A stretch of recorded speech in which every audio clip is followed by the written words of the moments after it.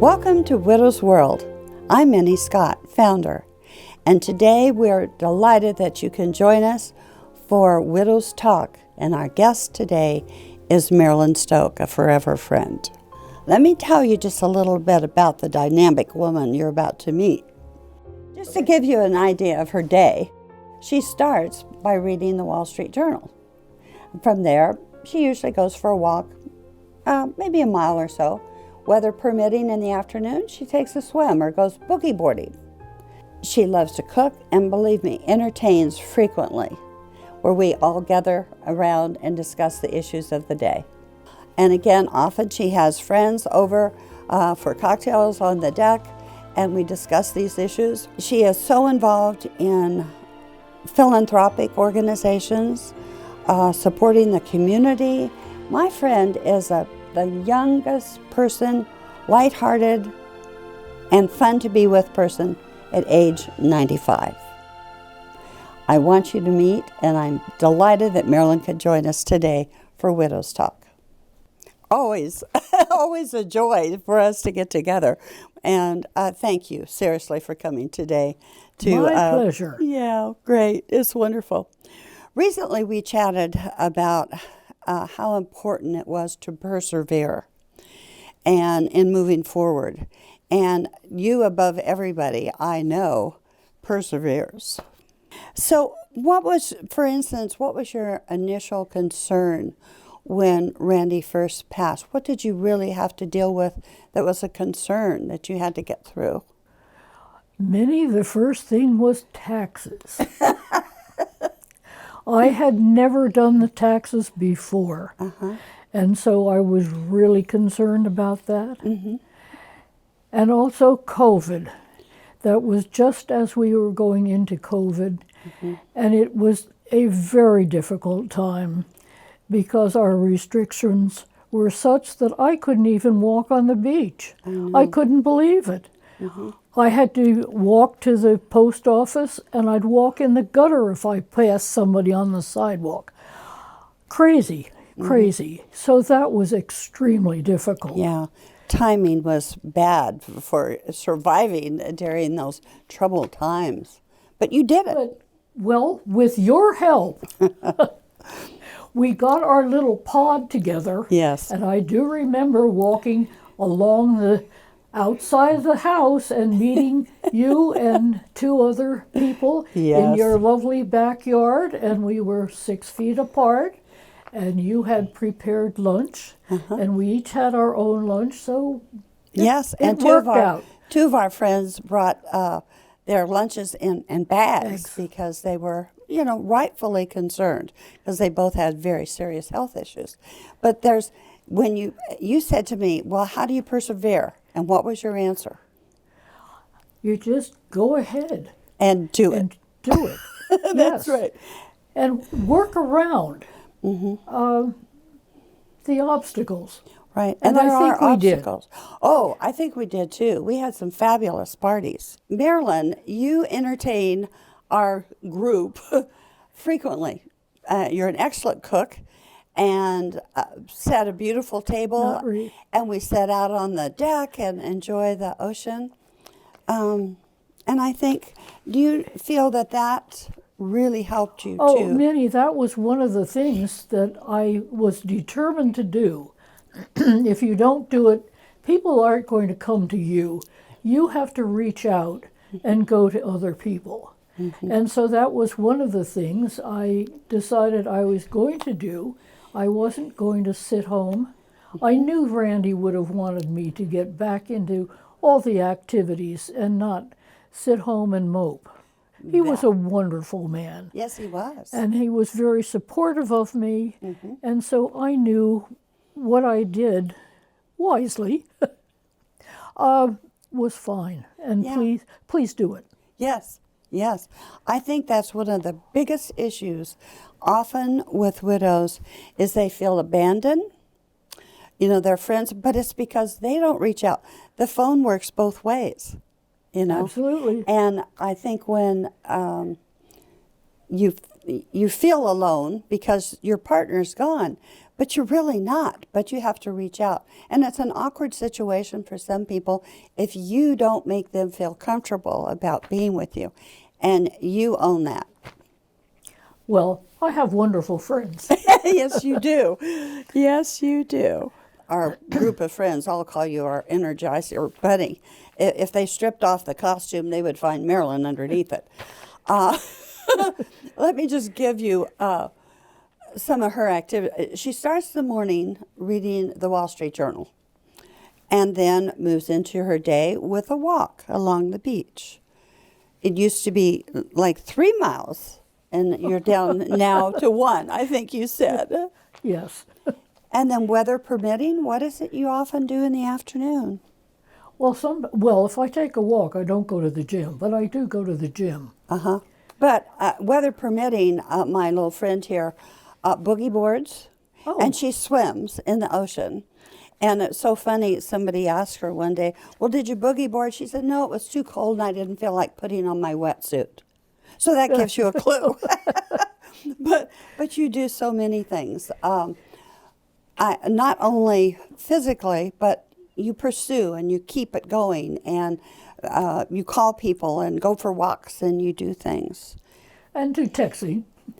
Yes, that's right. Oh, she puts me to shame. I mean, you're a techie if there ever was one, and I so admire that. One of the things that we have discussed is how emotionally you can persevere and survive, and remembering and recalling memories, your fun times together, whether it be people or an incident. And you were blessed to have a friend who made a very special gift for you.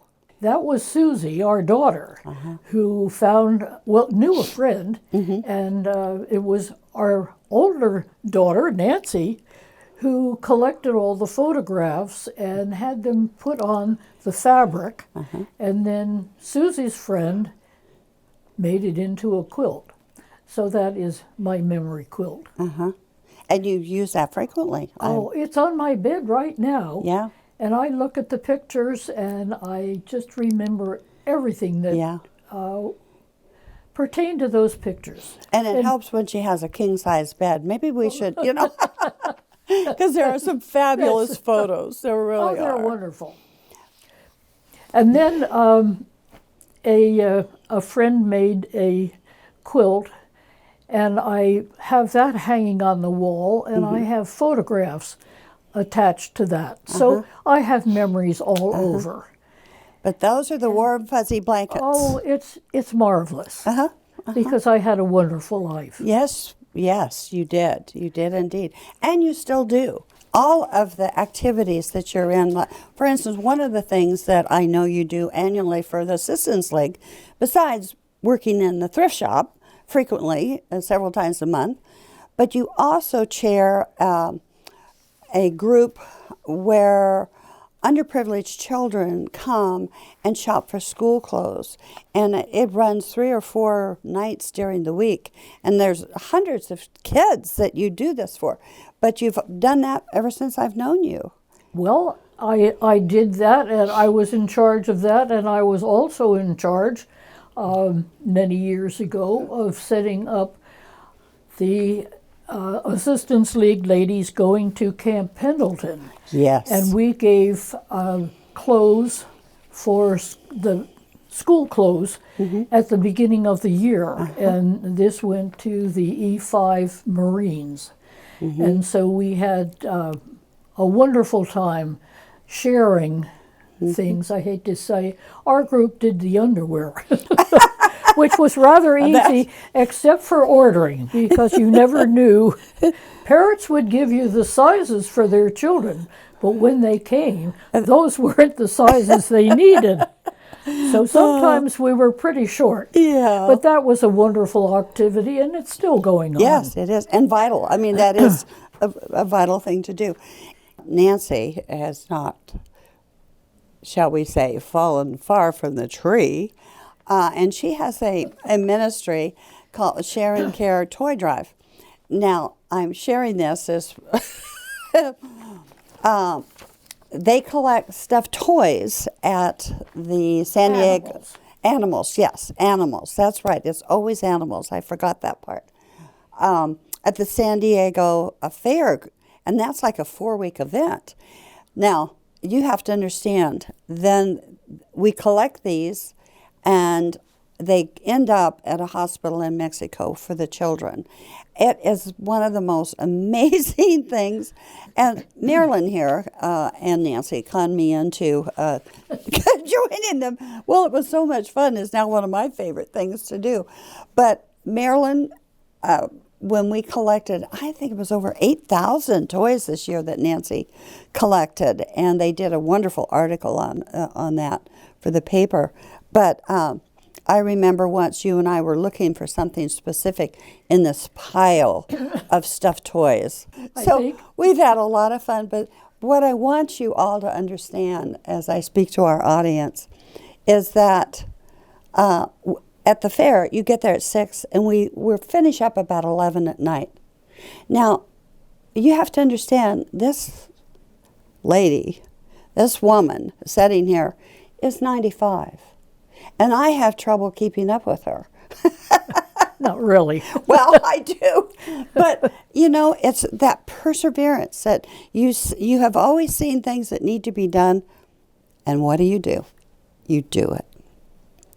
Well, the next thing on my list, which is really fun, Nancy has a friend who asked for volunteers for the flower fields in Carlsbad. So in March, we are now going there to be docents at the flower fields, which is fabulous. Yes. But you always look for things. And then the key is you do it. Well, I do have a daughter who helps and pushes me. Oh, which is really? great. Yes. I'm familiar with Nancy. Well, and Susie, too. She's always shouting out encouragement for you. But you're just amazing. And I want people to know it doesn't matter how old you are or what you know or what you don't know. That in order to move forward, you have to just do it. And you have to reach out. You have to make those phone calls. And that's what you're good at, keeping people connected. One of the things that you and I, in a way, have been blessed when it comes to sorrow and grieving. And you experienced that part of it long before Randy passed. And well, Minnie, I grieved for 2 years. Mm-hmm. And I watched the wonderful, wonderful man that I married just disintegrate. COVID took everything that he loved, everything he did away from him little by little. Mm-hmm. He no longer could do the crossword puzzles that he did every morning. Uh-huh. He never went any place without a book. He read all of the time. And so he couldn't do any of that. Right.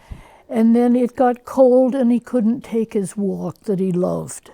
Mm-hmm. And for at least a year, he didn't know who I was. Right. He would ask me who that lady is. Mm-hmm. And I would say, your wife, Marilyn? And he'd give this little giggle and smile, and then he'd be gone. Mm-hmm. So I grieved. Mm-hmm.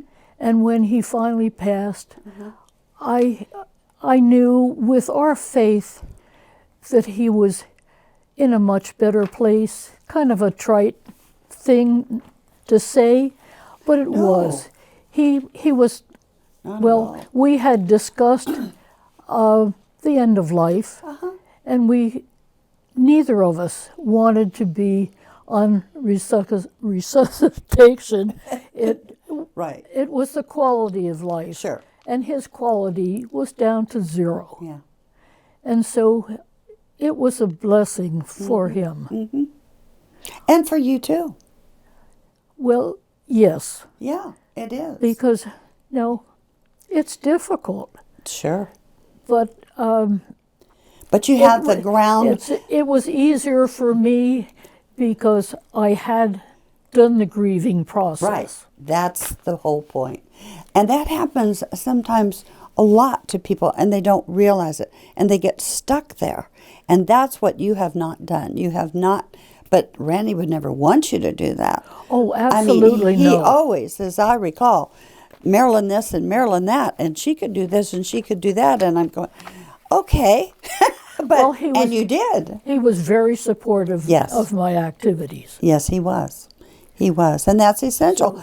And you're carrying them on today. Yes. You're doing it. You're still moving forward. And that's why I was able to, because I had done the grieving for those 2 years. Mm-hmm. Yes, yes. I totally understand that. You've been so great to share your feelings and your situations, your achievements, and the laughter that we've shared.